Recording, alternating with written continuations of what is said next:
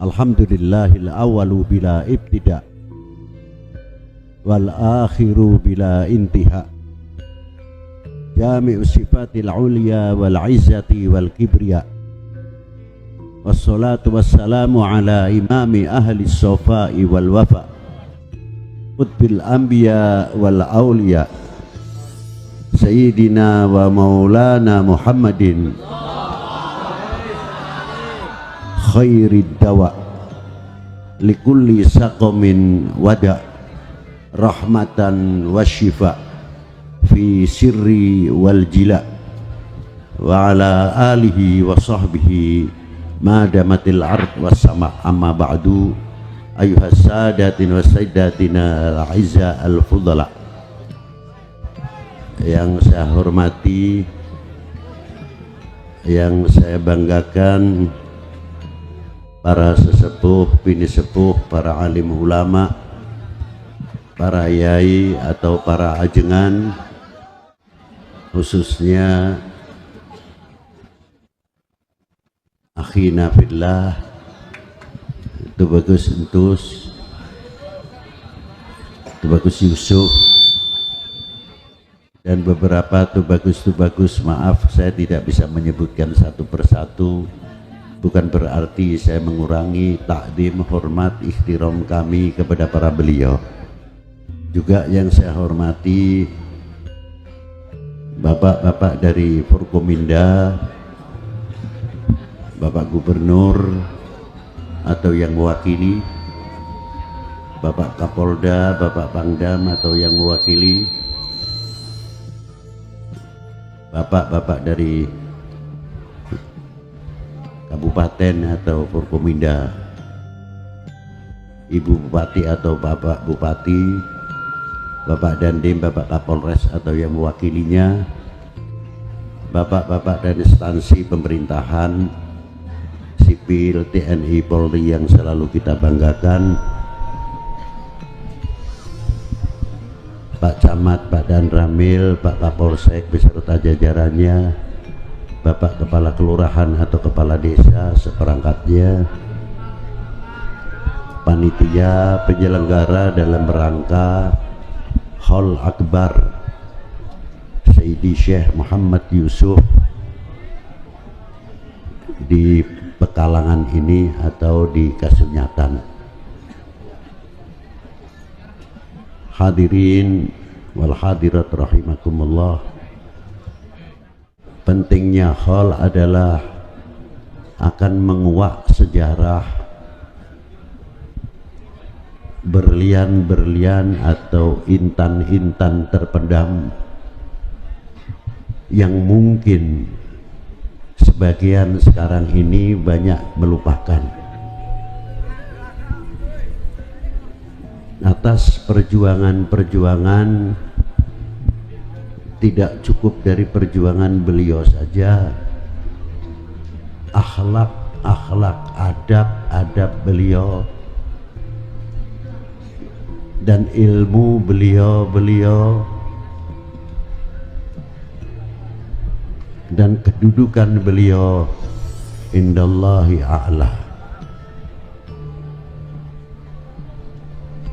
Bila mana sudah tidak ada khol, bisa saja kita ini keparmen obor, cek Sunda mah keparmen obor, Jawa kepaten obor.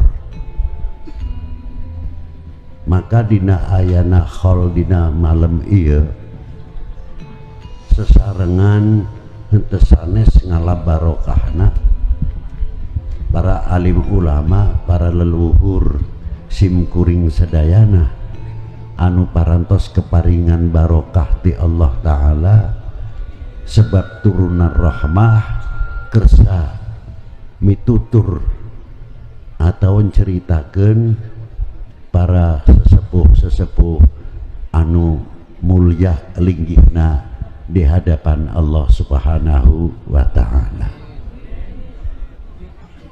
Dzikrus salihin tanzilur rahmah, sabdana jeung Nabi sallallahu alaihi wasallam. Orang yang mau menceritakan riwayat hidupnya para sholihin itu jadi sebab turunnya rahmah. Kalau sebab turunnya rahmah, pasti akan mendapatkan barokah. Yang sangat dikhawatirkan karena orang-orang sebagian itu tidak tahu dan tidak mengenal al-ulama atau para wali, bahkan terkadang menjauh dari para sesepuh, dari para alim ulama. Ini yang sangat mengkhawatirkan, sebab sabda Nabi sallallahu alaihi wasallam, apabila umat ini lari dari para ulama, 3 hal akan diturunkan oleh Allah Ta'ala. Apa yang pertama? Yarfa'ullahul barokah min ma'isyatihi, akan dijabut barokah dari kita semuanya, dalam ekonominya maupun pertaniannya.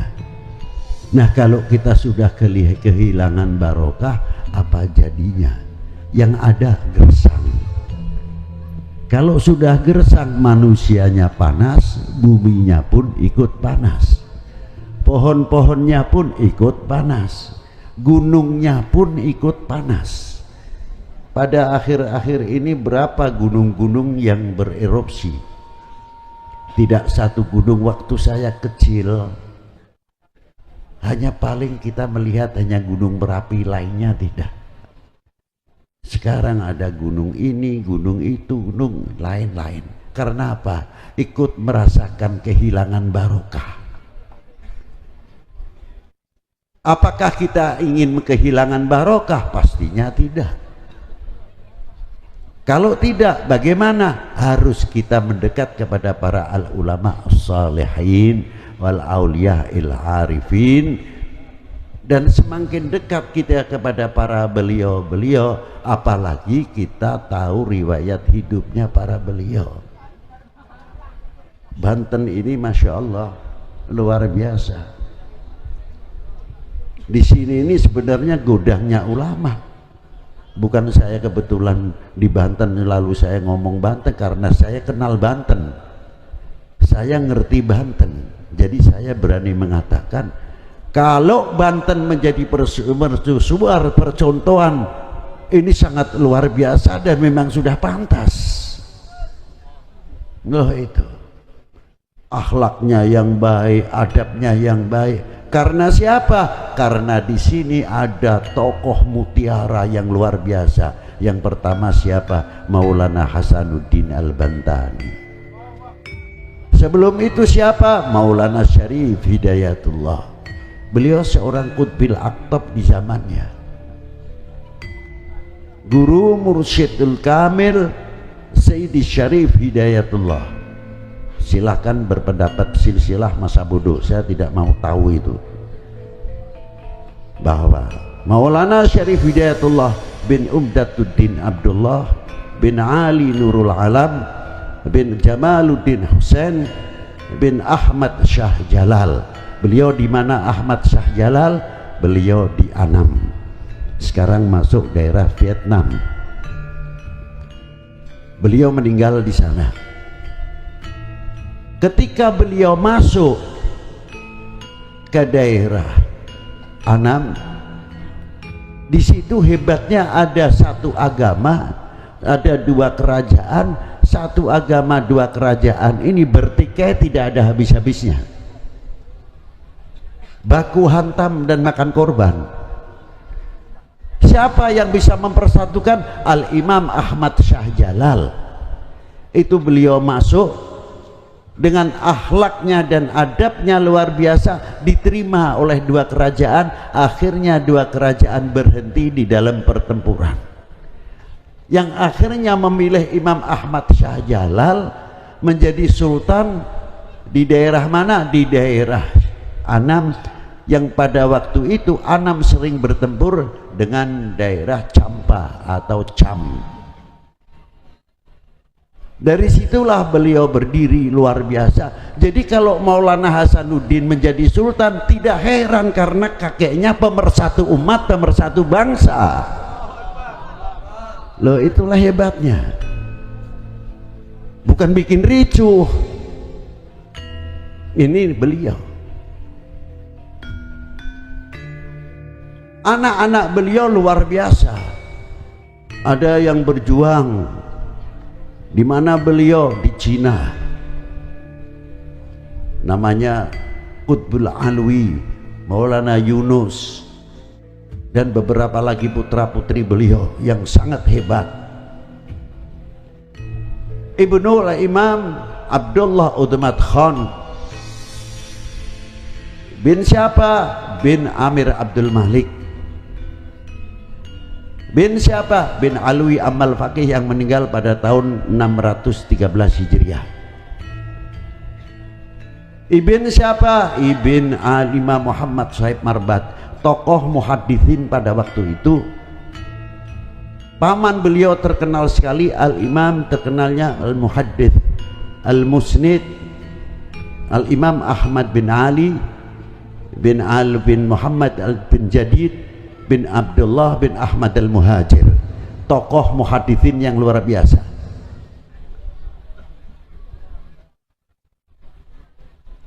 Al-Imam Muhammad Sahib Marbat bin Ali Khalid Qasam diterangkan di dalam kitab Masyru'ur Rawi, apabila beliau mengucapkan assalamu alayka ayuhan nabiyyu wa rahmatullahi wa barakatuh, langsung dijawab oleh datuknya Rasulullah sallallahu alaihi wasallam.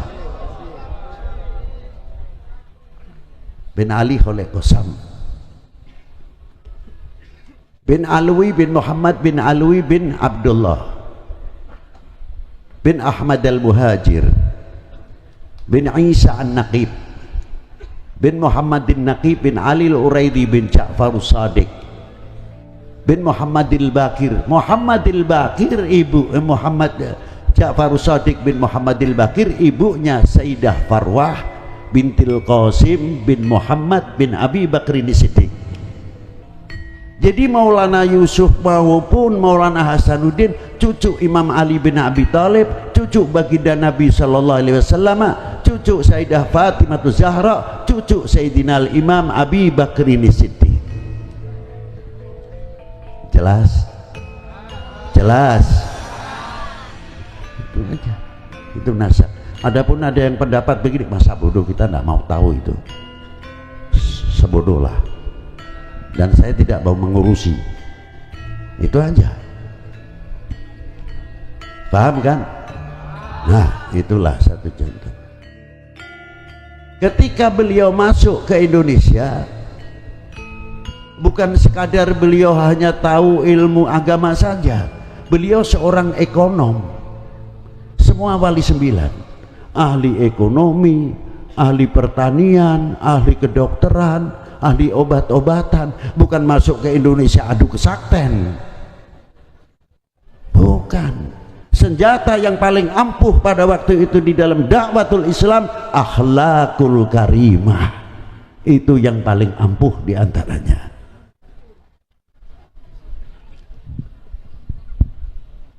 Beliau melalui India dahulu.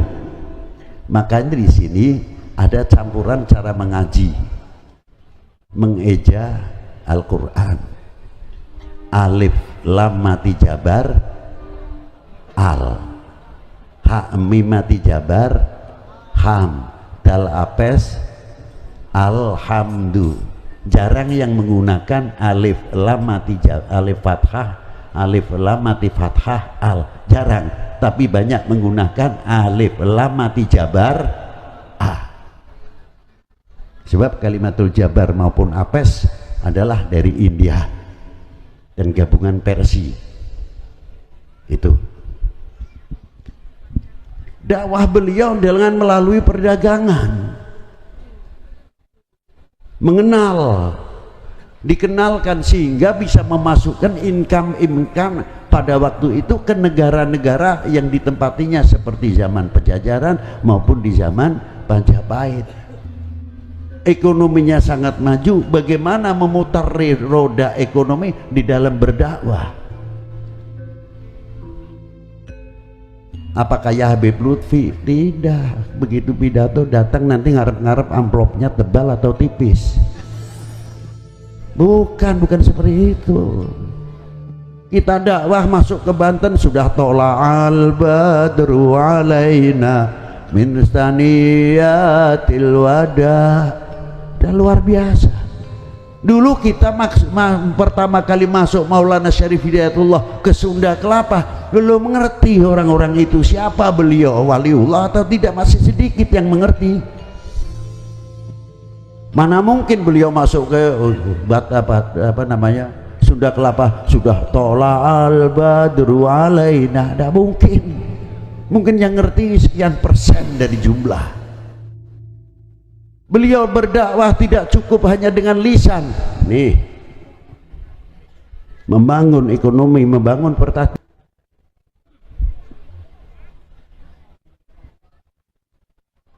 Income berapa yang masuk ke kerajaan-kerajaan pada waktu itu luar biasa. Maka beliau-beliau dilindungi oleh kerajaan-kerajaan pada waktu itu. Di samping satu sisi tahu akhlaknya para beliau luar biasa. Di dalam kitab Babat Tanah Jawa, Al-Malik Ibrahim diangkat oleh Brawijaya menjadi Menteri Ekonomi dan Menteri Irigasi. Yang ngangkat agamanya apa? Yang diangkat agamanya apa? Kok bisa itu loh? Itu hebatnya. Ayahnya Sunan Ampel, Ibrahim Asmarokondi, diangkat menjadi Menteri Keuangan, mendapatkan kepercayaan yang luar biasa. Lah itu. Dari situlah perkembangan dunia Islam. Karena apa? Para beliau mempelajari datuknya baginda Nabi sallallahu alaihi wasallam. Apa diantaranya? Sebentar lagi kita akan menghadapi tahun hijrah 1 Muharram. Mengapa Rasulullah dihijrahkan ke Madinah, Yathrib pada waktu itu? Kok tidak dihijrahkan semenanjung Arabia yang culture atau kulturnya sudah maju? Kok tidak? Justru dihijrahkan ke Yathrib. Ada apa sebetulnya? Ternyata Yathrib sudah 3000 tahun yang lalu sebelum Masehi, wakila 500 tahun sebelum Masehi, pintu perdagangan sudah dibuka ke timur jauh, negara Cina.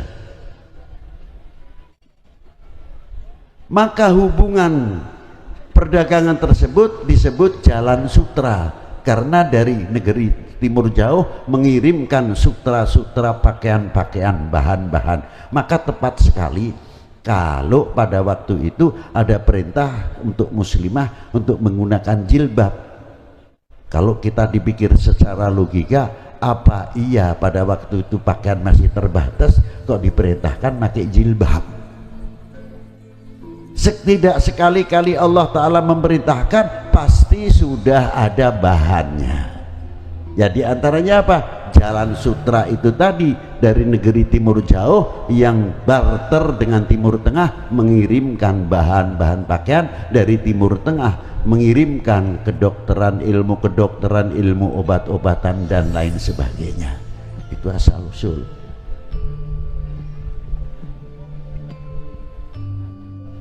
Maka ditiru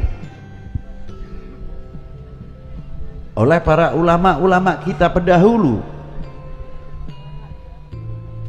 Lain daripada itu, ketika Rasulullah hijrah, melihat situasi bagaimana keberadaan,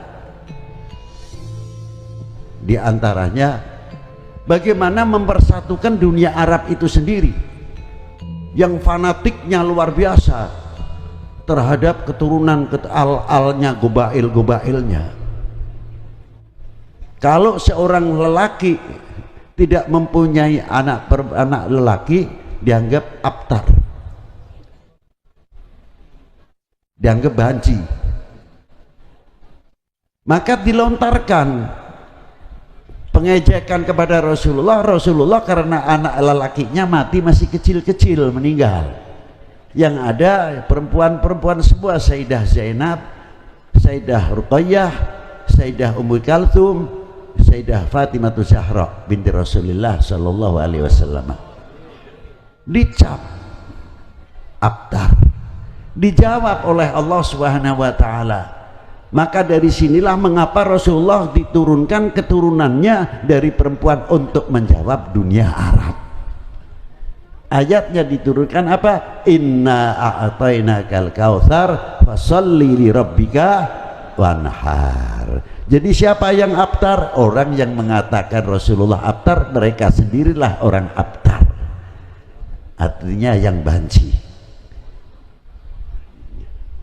Satu. Yang kedua, ada yang namanya di Madinah terkenal dengan, bukan deklarasi Madinah, apa namanya itu sendiri, piagam Madinah. Diangkat oleh Rasulullah kelompok-kelompok Yahudi, orang Arab yang suku-suku yang luar biasa, diuangkan oleh Rasulullah, diberi bagian-bagian masing-masing hak-haknya. Jadi kalau kita berkata toleransi, tertinggal oleh baginda Nabi SAW, lebih didahului oleh Nabi SAW. Karena apa? Mengingat pada waktu itu dunia Arab suku bangsa yang berbeda, macam-macam, dan agama yang berbeda. Bagaimana supaya dunia Arab tidak pecah? Itu secara kenegaraan, secara kebangsaan. Rasulullah sudah memberikan contoh pada waktu itu. Adapun risalahnya berbeda. Risalah bukan untuk bangsa Arab saja, risalah untuk rahmatan lil alamin. Itu hebatnya. Maka ditiru oleh para wali 9, para kakek-kakeknya yang masuk ke negara manapun dengan perjuangan, dengan menjalankan sektor ekonominya, pertaniannya sesuai bidang masing-masing. Maka perkembangan Islam di Indonesia, Jawa pada khususnya pada waktu itu, bagaimana perjuangan-perjuangan para beliau. Apa dikira pada waktu zaman Wali 9 tidak mampu membuat masjid yang ngetop? Mampu. Tapi coba lihat Masjid Agung Cirebon, Masjid Demak, cukup sederhana. Karena apa? Belum tentu pada waktu itu semua mengenal masjid. Dibikin pola sederhana, lain daripada itu sisanya yang lebih penting membangun sektor ekonomi, bagaimana yang masyarakat kecil, masyarakat yang ekonominya masih kecil diperhatikan oleh Wali 9, dihidupkan oleh para beliau sehingga ekonominya maju pada waktu itu. Itu dakwah beliau radhiyallahu ta'ala anhum. Lain lagi yang ilmu obat-obatan, ilmu ketobiban dan lain-lainnya. Lalu ilmu pertanian bagaimana lagi? Beliau dengan dakwah cara begitulah yang menarik sekali, sehingga orang yang tidak tahu ilmu kesehatan, kalau Habib Lutfi dakwah sudah enak, melihat ibu-ibu sudah berjilbab luar biasa. Coba wali-wali 9 dahulu, apakah kita masuk ke Indonesia sudah ngerti jilbab? Yang dihadapin macam-macam. Ada yang dari pusat ke atas masih terbuka, kalau toh ada masih terbatas cara pakaiannya, belum yang mengerti wudhu, belum mengerti yang haid harus sesuci dan sebagainya. Inilah kesabaran yang dirintis oleh para beliau, sangat luar biasa. Kita ini sekarang tinggal nemu nikmatnya saja, tinggal meniru. Itulah diantara para beliau-beliau. Ma'asyiral muslimin rahimakumullah. Diteruskan oleh regenerasinya, perkembangan sangat luar biasa. Sering saya ungkapkan, apa diantaranya? Bagaimana membangun al-ukhuwatil wataniyah, al-ukhuwatil islamiyah. Makanya kalau Habib Lutfi ditanya, Beb, istimewaannya ziarah Wali 9 itu apa? Kalau saya jawabnya bingung, jadi saya jawab malu. Istimewanya ziarah Wali 9 malu. Loh, bukan barokah, terlalu tinggi. Karomah apalagi? Malunya sebab apa Habib? coba kita buktikan sekarang. Ini toko-toko begini udah ramai. Di Maulana Hasanuddin Banten ramai toko-toko sehingga menjadi pasar. Seandainya di situ tidak ada Maulana Hasanuddin, kira-kiranya ramai tidak? Ramai tidak? Di sini supaya tidak ada Maulana Yusuf, ada enggak toko-toko seperti begini? Di luar Batang, di Gunung Jati, kalau tidak ada Syarif Hidayatullah, di situ ramai tidak? Kita mau jualan sama kuburan, bisa disangka orang gelo nanti. Nah, ini bukti yang nyata. Jadi kalau kita pikir orang yang sudah wafat, Maulana Hasanuddin meninggal pada tahun 1570, beda pendapat silahkan. Maulana Yusuf meninggal 1580, Maulana Syarif Hidayatullah meninggal 1568, terpaut 2 tahun dengan Maulana Hasanuddin Banten. Berarti kalau sampai sekarang sudah 400 tahun yang lalu, masih mampu menciptakan ekonomi kerakyatan, perdagangan hidup dari yang kecil sampai yang besar.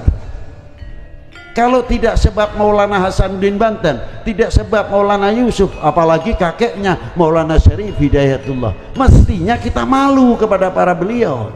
Jangan khilafiyah saja dikembangkan, ribut, nanti mau pemilu 24 sendiri sudah ramai lagi, belum yang lain-lain. Talqin, tahlil, maulud, manaqib tidak ada habisnya. Negara lain sudah membangun segala kekuatan senjatanya sampai dalam bidang pertaniannya, ekonominya. Kita terkadang kehilangan. Loh kok kehilangan, Beb? Iya. Kehilangan apanya, Beb? Kita, negara kita itu subur, agraris, maritim. Di sini yang tidak bisa ditanam itu apa? Kurma saja yang di Timur Tengah di sini tumbuh kok. Tinggal kita bagaimana caranya berbuah. Tapi anehnya kurang rasa memiliki, kurang merasa membanggakan. Mestinya kalau jambu ditanya, jambu apa ini, Beb? Jambu Indonesia, bukan Bangkok. Katanya ekonomi ingin maju. Ingin maju tidak? Kalau ingin maju, balik kita. Jambu Indo, mau keluaran jambu Banten boleh, mau jambu Lampung boleh, mau jambu Serang, Lebak silahkan. Itu kebanggaan dan spesifik kita miliki dari Allah Subhanahu wa taala. Jambu Indo, kurang keras, jambu Indo harus begitu dong. Bangga tidak? Sampai tekan lele Bangkok. Kita mau dikatakan melarat tapi kaya. Lo aneh kan? Betul tidak? Lo coba, itu diantaranya. Ada lagi lebih jauh, padahal perjalanan 24 jam. Apa? Kates, California. Kates, California. California kan Amerika. Kalau naik pesawat 24 jam. Jadi Kates Indonesia itu kemana? Kok tidak ada sampai jauh-jauh Katesnya?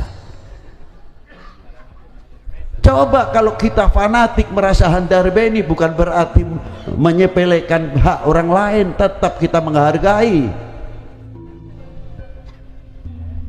Karena Allah Subhanahu wa taala menciptakan suku bangsa dari 2 orang laki perempuan, syu'uban gobail li ta'arafu, menciptakan suku bangsa untuk saling mengenal. Sejauh mana kita mengenal?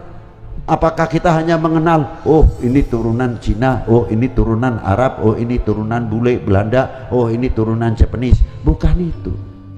Mengenal hak-haknya masing-masing. Mana yang wajib kita hormati dari suku bangsa.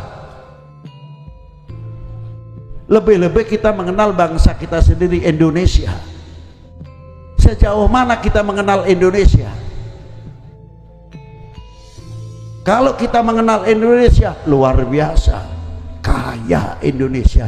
Tidak kaya dalam soal dunia pertanian saja, kaya tentang keauliaan, tentang kewalian, tentang ulama. di Jawa ini khususnya, dari mulai Banten, Serang, dari mulai Banten ini tiap pesisir sampai ke Gresik tidak mati 1 kilo 1 atau 2 kilo 1 ada maqamatul aulia luar biasa. Jadi pagar tanah Jawa ini tidak lepas pagar wali minal auliaillah.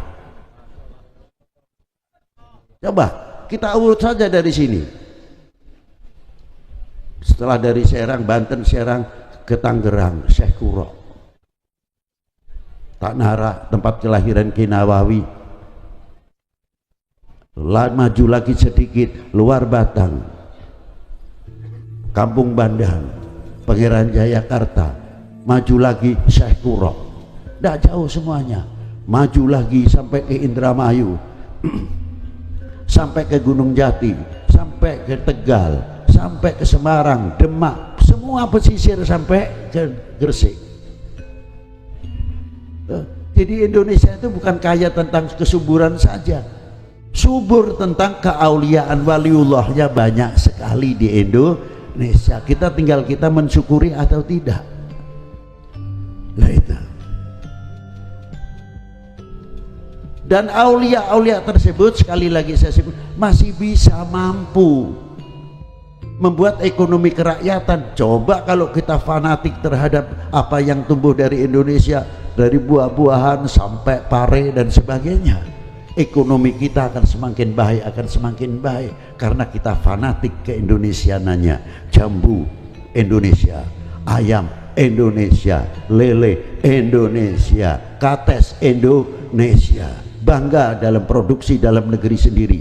Nih buatan batik Pekalongan atau Trusmi Cirebon, nih sarung daerah Majalaya, nih BHS punya mana, punya Gresik dan sebagainya. Kebanggaan. Sebelum memberikan keuntungan kepada orang lain, bagaimana cara memberikan keuntungan untuk bangsa sendiri? Insya Allah ekonomi Indonesia tidak sampai 50 tahun akan tertanggulangi dengan baik dan kita akan mencapai kemakmuran dalam bidang ekonomi dan pertanian. Nah, itulah. Yang kedua, beliau bisa menyatukan umat. Kalau tidak percaya, sana ke Syarif Hidayatullah tuh lihat.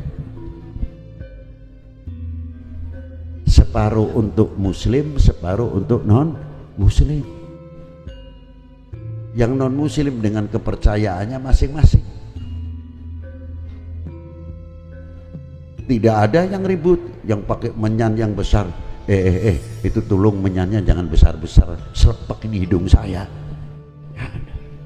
Yang satu lilin lagi pakai, tidak ada yang ribut. Yang kita sebelah golongan kita muslim, tahlilnya macam-macam. Ya, ada yang keras, ada yang berat. Yang satu lagi la ilaha illallah, la ilaha illallah. Yang belakang tidak mau terima illallah, la ilaha illallah, la ilaha illallah. Yang belakang lagi ngebut illallah, la illallah, la illallah. Tidak ada yang pasrah, adem. Yang baca ya latif ya latif ya latif sallallahu ala Muhammad sallallahu ala Muhammad, rombongan perombongan dari tempat yang satu. Kok tidak ada yang mengatakan kamu tahlilnya jangan berat-berat tuh, Allah sesek, dada saya sesek nih ya. Ada lagi yang ini sedang ribut sendiri, tahlil seperti saya saja ringan, la ilaha illallah, la ilaha illallah. Saya mantepnya begini Pak, ongkong-kowai sampean mas sampean, kan gitu kan. Nah ini ndak ribut sendiri. Ini sedang ribut, yang satu yang agak ngebut matanya kiri kanan, illallah, la ilaha illallah. Nah, ini luar biasa. Coba, kok tidak ada yang ribut? Berarti orang yang sudah meninggal sekian ratus tahun bisa mempersatukan umat, bisa mempersatukan bangsa. Kita bisa apa? Kalau tidak melihat umat ini ribut, bangsa ini ribut, kayak kagak seneng. Apa begitu? Tidak, itu perjuangan Wali Sembilan tidak begitu. Coba, semua berkiblat meniru baginda Nabi sallallahu alaihi wasallam. Apalagi pada waktu Rasulullah memasukkan Hajar Aswad. Aduh, suku bangsa Arab pada waktu itu fanatik terhadap gobailnya, jangan tanya. Ini berebut, bani ini, bani ini, bani ini. Wih. Akhirnya sepakat, hampir saja pertumpahan darah. Akhirnya sepakat, barang siapa yang masuk ke Masjidil Haram subuh pertama masih jejaka, nah itulah yang terpilih untuk bisa memasukkan Hajar Aswad. Ternyata yang masuk baginda Nabi sallallahu alaihi wasallam. Digelar sorbannya, tidak ego. Nih, saya paling benar, enggak. Saya paling pinter, tidak. Digelar sorbannya, Hajar Aswadnya taruh di tengah, yang lain. Padahal yang lain mengangkat Hajar Aswad belum tentu muslim. Pada waktu itu Rasulullah masih umur 23, belum diangkat menjadi Rasul.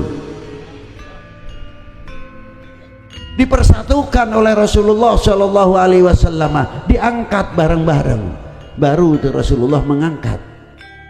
Sampai Rasulullah mendapat gelar apa? Al-Amin, orang yang dipercaya. Nah kita tanya, kemana Al-Amin, Al-Amin sekarang? Siapa yang bisa mempersatukan umat ini?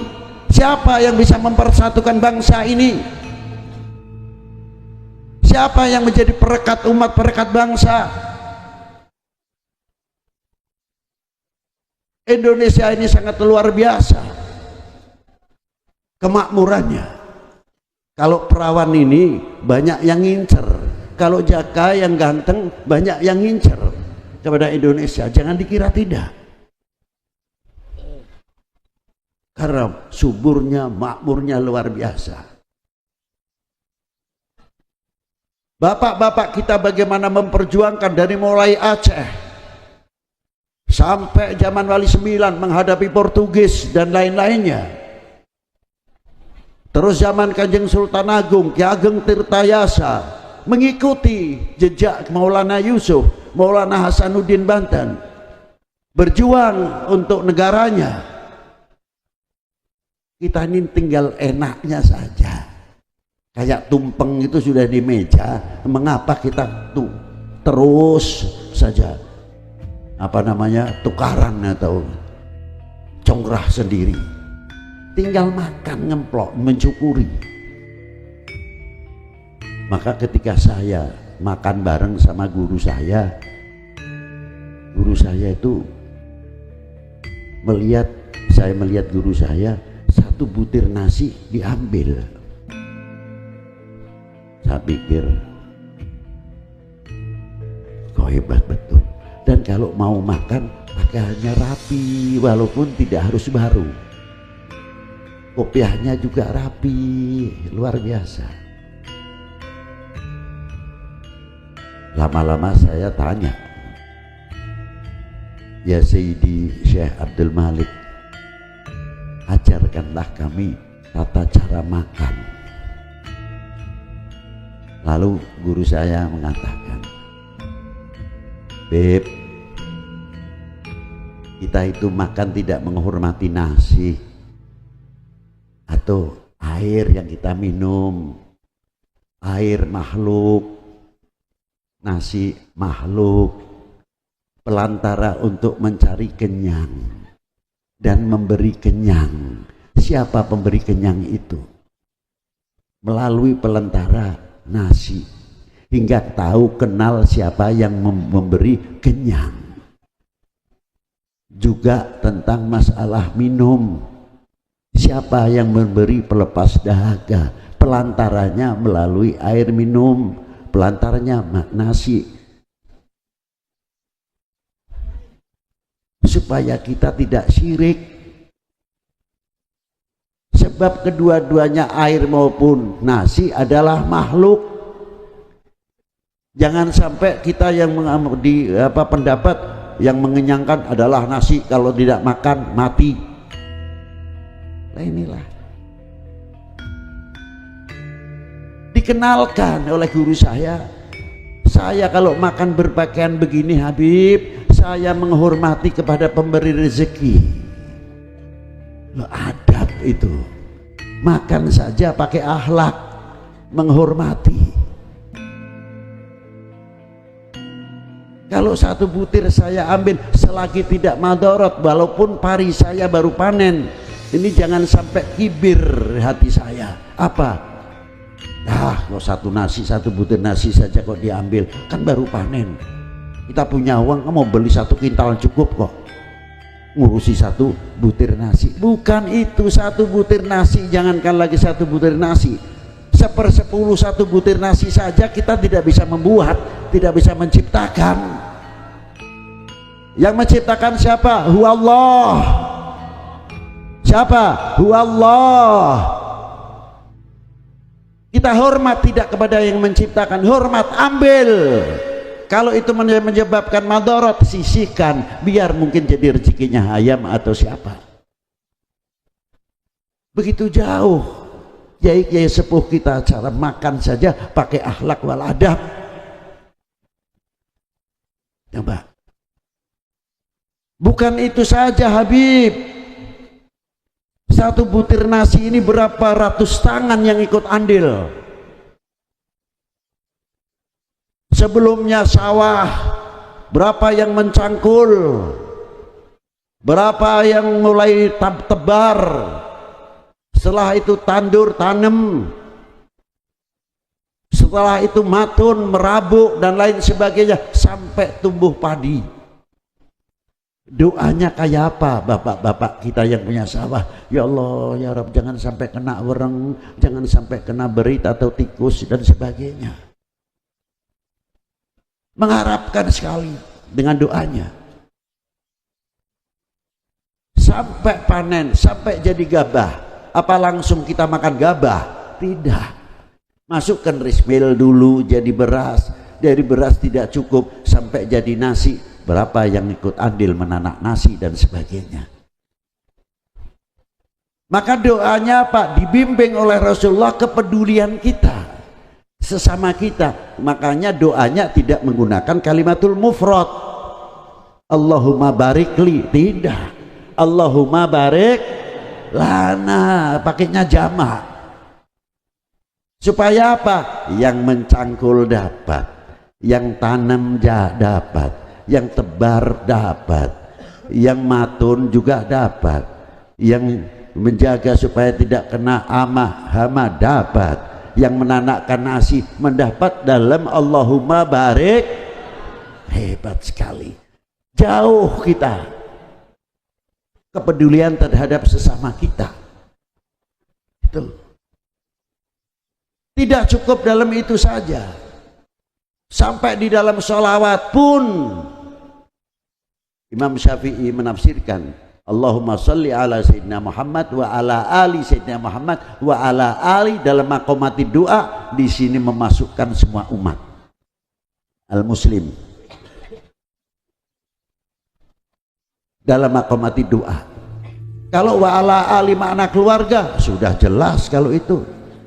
Tapi bagaimana memasukkan umat di dalam doa? Masukkan wa ala ali Sayyidina Muhammad, bukan keluarga Nabi saja, umat Sayyidina Muhammad sallallahu alaihi wasallam. Dan kita bawa waktu sholat Allahumma sholli ala Sayyidina Muhammad wa ala ali Sayyidina Muhammad, berhubungan terus dengan umat Sayyidina Muhammad di doa. Tidak cukup dari itu saja. Waktu ketika Rasulullah menerima assalamu alayka ayuhan nabiyyu wa rahmatullahi wa barakatuh, satu kehormatan yang luar biasa dari Allah Subhanahu wa taala. Rasulullah ingat sama umatnya, sama ibadillahi sholihin. Rasulullah minta assalamu alayna wa ala ibadillahi bukan untuk pribadinya saja. Jauh sudah dipikirkan umatnya. Para solihin sudah didaftarkan kepada Allah Ta'ala. Assalamu alaina wa ala ibadillah solihin. Tinggal kita syukur sudah jam mana. Coba. Begitu juga waktu sholat. Bukan ihdini, tapi ihdina. Tunjukkanlah kami semuanya jalan yang lurus. Kepada siapa? Umpamanya ada orang yang sakit dari saudara kita mukmin, ya Allah ya Rabb, tunjukkanlah jalan yang lurus ketika nazak supaya dapat husnul khotimah. Ihdinas siratal mustaqim. Yang sakit juga kita doakan ihdinas siratal mustaqim, semoga dia sakitnya mendapat jalan yang lurus, tidak suudzon kepada siapapun. Dijaga ihdinas siratal mustaqim. Yang ahli ekonomi, yang dalam dunia perdagangan, semoga dia mendapat petunjuk dari Allah Subhanahu wa taala, jauhkan dari kerugian-kerugian. Ihdinas siratal mustaqim. Luar biasa hubungan antar al mukmin ahul mukmin, al muslim ahul muslim. Jauh. Contoh yang banyak dalam sholat. Jadi hubungan wa ala ali Sayyidina Muhammad luas sekali. Kita kembali kepada nasi satu butir itu tadi.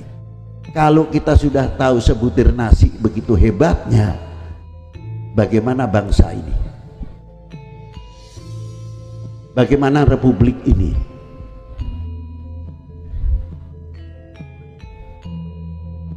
Bagaimana? Nilai sebutir nasi saja tidak cukup satu tangan. Berapa yang andil ikut memerdekakan bangsa ini, memerdekakan dari belenggu penjajah dan kebodohan. Dari Maulana Syarif Hidayatullah di Sunda Kelapa, bagaimana berhadapan dengan Portugis, dibantu oleh Patih Banten yang luar biasa untuk memerdekakan dari tekanan Portugis. Tidak cukup itu saja, pada waktu di Gilindrawardana di Majapahit dahulu, perjuangannya kayak apa beliau-beliau? Coba. Terus diturunkan kepada regenerasinya. Setiap wali 9 mempunyai keturunan, diteruskan oleh keturunan-keturunannya dan para muridnya.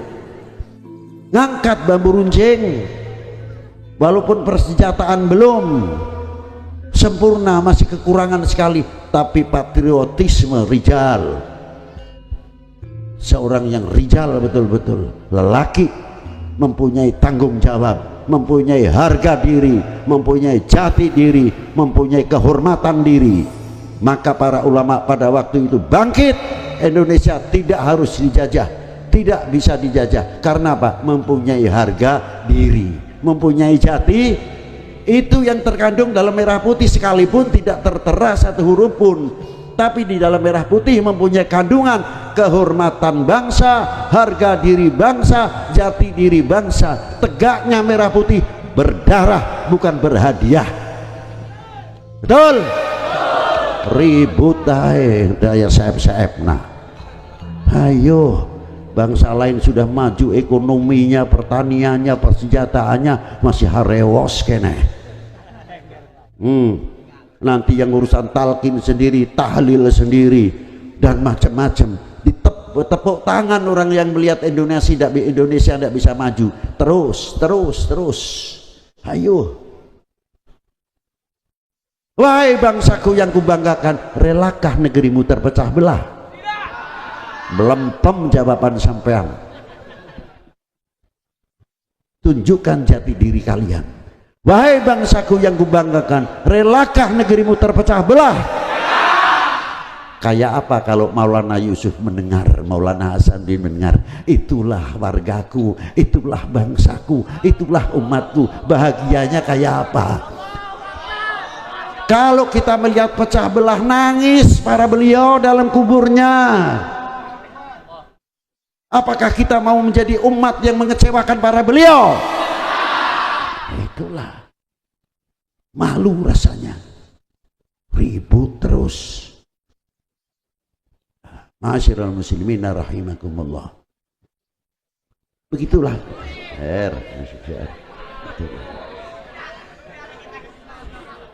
Insya Allah yang tumpah banyak rezekinya. Jangan dimarahin. Ya.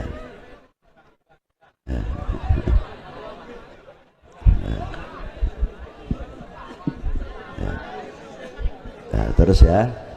Nah, itulah diantara perjuangan para beliau. Kita tinggal menerima nikmatnya. Tinggal menerima nikmatnya. Coba. Maka dari itu, ayolah kita yang akrab, yang rukun, yang kompak, kita jalin, rapatkan jajaran kita. Jangan memberikan kesempatan untuk oknum-oknum orang lain yang akan memecah belah bangsa ini, sehingga NKRI mudah digoyahkan. Rela atau tidak kalau NKRI digoyahkan? Tidak rela dong. Mestinya jawab kita tidak rela. Nah itulah, jangan memberikan kesempatan. Maka dengan adanya hall, kita termasuk bagian daripada meneruskan apa manaqib beliau yang ditinggalkan untuk kita semua, supaya kita bisa bercermin kepada para beliau. Dalam kuburnya pun sekali lagi masih bisa mempersatukan umat, masih bisa mempersatukan bangsa. Prinsip harus dipegang untuk kita semuanya. Jangan sampai kita ini menjadi umat yang memalukan para beliau.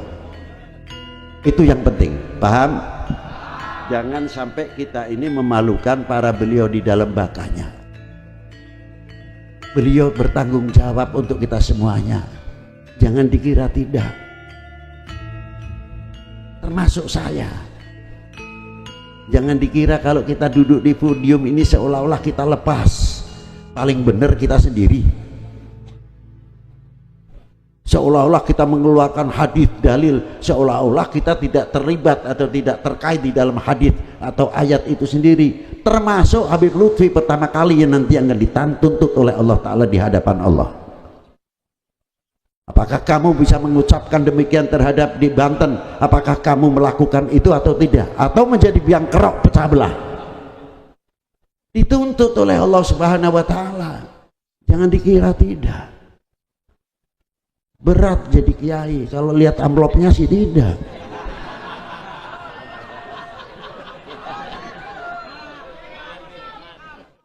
Aman nih kata si Aman. Aman kalau masuk amplop sini ya aman, jangan khawatir. Asyirul muslimin rahimakumullah. Inilah beratnya seorang mubalik. Tidak sekadar hanya kita pandai mengatur tutur kata, tapi kita takut sebenarnya. Kalian nanti dituntutnya, saya dulu dituntut. Ini kamu dijadikan cucu Rasulullah, kamu tanggung jawab tidak? Bisa memberikan contoh yang baik atau tidak? Nah itu beratnya. Jangan enak-enak. Nah, maka dengan adanya hall yang akan datang, insya Allah Maulana Yusuf yang akan datang hallnya harus lebih besar dari ini. Setuju? Nanti hallnya Maulana Hasanuddin juga sama, harus lebih besar. Itu syiarul Islam yang luar biasa untuk kita, bahwa Indonesia banyak ulama-ulama yang luar biasa yang menjadi cermin kita semuanya. Itulah yang bisa saya sampaikan. Saya tidak bisa panjang lebar lagi, hanya minta doa dari kalian semuanya. Semoga apa yang telah saya sampaikan Allah Ta'ala memberikan kemanfaatan fid dini wa dunya wal akhirah. Dan saya minta kepada Allah Subhanahu wa Ta'ala, khususnya yang hadir pada malam haul hari ini, semoga mendapat barokah dari Rasulullah, diaku menjadi umatnya Rasulullah Sallallahu Alaihi Wasallam, dan mendapat syafaatnya Rasulullah Sallallahu Alaihi Wasallam dengan pelantara Maulana Yusuf, dari pelantara Maulana Hasanuddin Al-Bantani, dari pelantara Masjid Bangku Bumi, dari pelantara Abul Mafakhir, dari pelantara Abul Ma'ali, dari pelantara kakek-kakek para beliau, Nujumil Huda wa Masabihid Dalam. Kurang lebihnya demikian, walafu minkum. Wassalamualaikum warahmatullahi wabarakatuh. Ini saya disuruh jadi pemborong ini oleh Ketua Gus Yusuf ini. Sudah khutbah suruh doa lagi.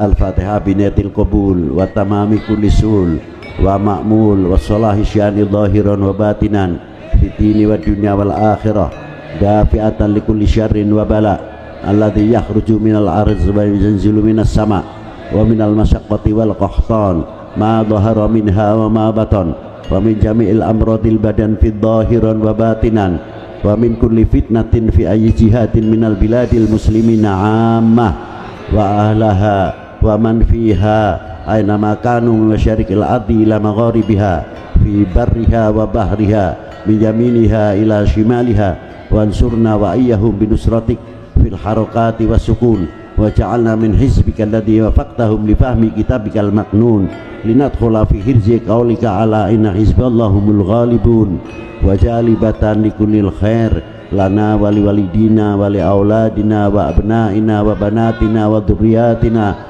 wa itratina khususan ahli Banten wa khususan umumnya aman ahli Indonesia baladana Indonesia khassah wansurna wa iyyahum wa lana antunawira qulubana wa qawalibana binurillah binuri sayyidina Muhammad sallallahu alaihi wasallam wa binuril Qur'anil azim wa binuril Qur'an dimahdina bihudat. Ya Allah, ya Allah, ya Allah, ya Allah, ya Hafid, ya Nur, ya Hadi, ya Haqqu, ya Mubin.